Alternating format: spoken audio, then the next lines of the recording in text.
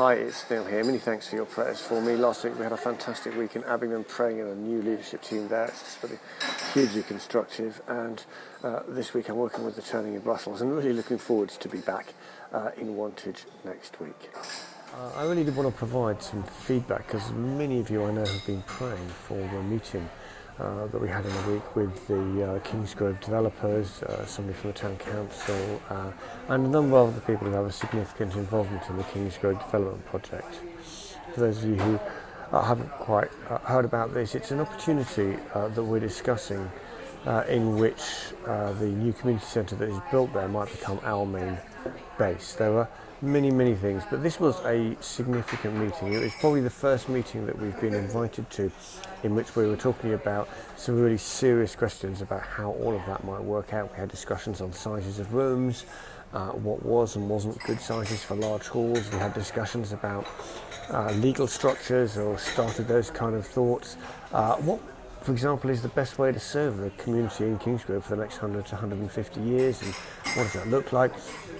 What are the arrangements between us as Wanted Community Church, as people who are becoming increasingly involved in this project, and whatever legal structure the community centre might hold? And of course the simple question of, well, this is how much money the developer's willing to put in, but how does that square with getting a facility that really serves and blesses the community and also could be a base for us as a church? So you can see these were some pretty weighty discussions we started. What was encouraging was this the first real meeting we've had where these have been aired, discussed, talked through, and it was just a real privilege to be there. So thank you for all your prayers that have got us this far and have opened all these doors and allowed us to serve this whole development and the community that will happen in Kingsgrove and the wider communities of Wantage and Grove, and also serve us as a church growing and being the blessing we're meant to be to many people in this community. It was, above all, very constructive. Please, therefore, keep praying.